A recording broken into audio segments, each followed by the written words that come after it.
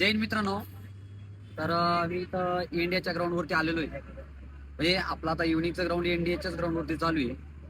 तर आज मी एक दोन मुली आणि मुलं जाताना बघितली.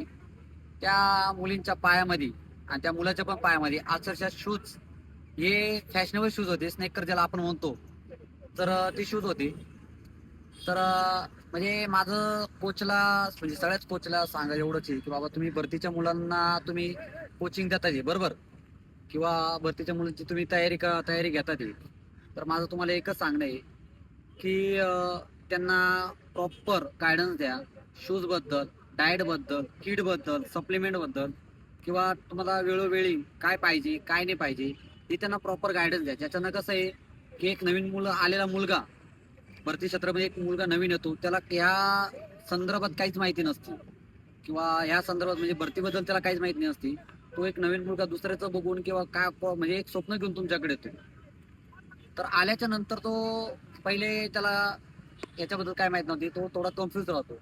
त्याला तुम्ही ऍडमिशन घेता काय, म्हणजे तुम्ही कसं ऍडमिशन घेता काय घेता हे तुम्हाला माहिती आहे.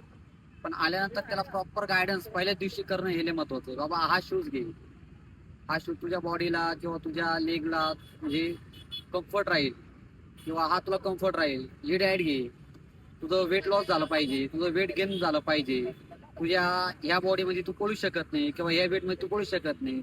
हे टायमावरती त्यांना मुलांना गायडन्स करणं महत्वाचं आहे. आणि महत्वाची गोष्ट, डाएट पण प्रॉपर द्या. आणि काय होतं, जर तुम्ही ही गोष्ट त्या मुलांना दिली नाही, तर ते मुलं काय करतात की काही दिवस का म्हणजे काही काळा म्हणजे दिवसानंतर, काही काळानंतर, की मुलं तयारी चालू करतात, इंजुरी होती, किंवा त्यांच्याकडनं होत नाही, परफॉर्मन्स बसत नाही, त्यांच्याकडे परफॉर्मन्स येत नाही. तर मुलं भरती सोडून जातात. मग त्यांना काय वाटतं की राव, भरती लय अवघड आहे किंवा भरती होणं सोपं नाही. खरं तर आहे ना, कोणतीच गोष्ट म्हणजे सोपी नाही आणि किंवा अवघड नाही, तुमच्यावर डिपेंड राहते.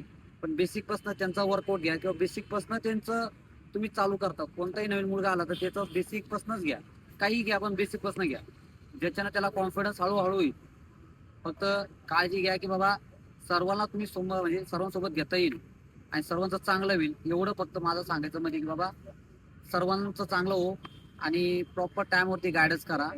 आणि एक विद्यार्थी म्हणजे त्याचं आयुष्य हा तुमच्या कोचवरती किंवा त्याच्या मार्गदर्शनावरती, जो गायडन्स राहतो त्याच्यावरती ढकलला जातो.